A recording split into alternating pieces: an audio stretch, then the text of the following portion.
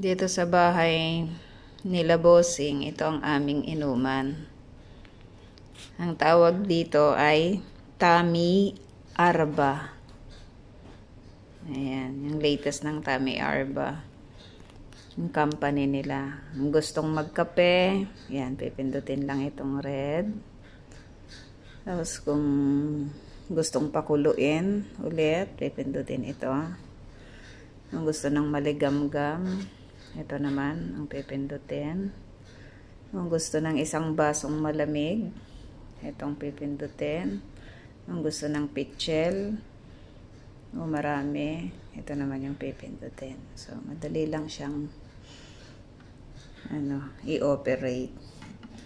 At dito lumalabas yung tubig.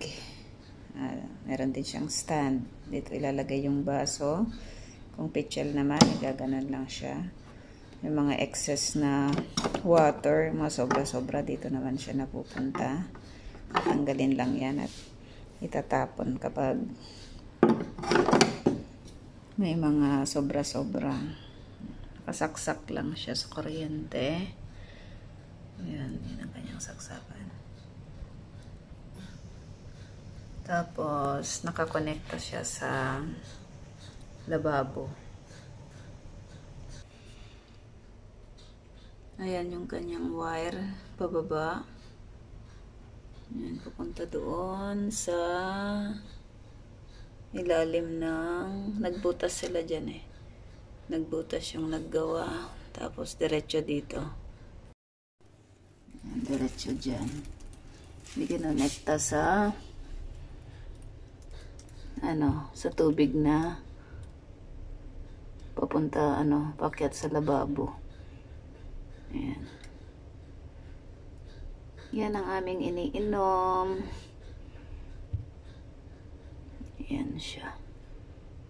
Naglagay lang sila ng connector. Ang kulay itim. Tapos pinadaan sa baba. Ayan. Ang aming iniinom galing dyan.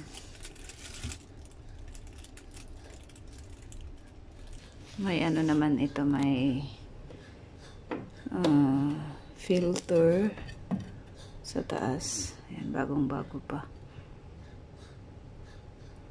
April lang eh. Ay, May yata. May lang ito kinuha ni Lola. Ayan, papalitan yan. Ito. Tapos, ayan. Ayan ang aming inuman. Mahal nga lang ito.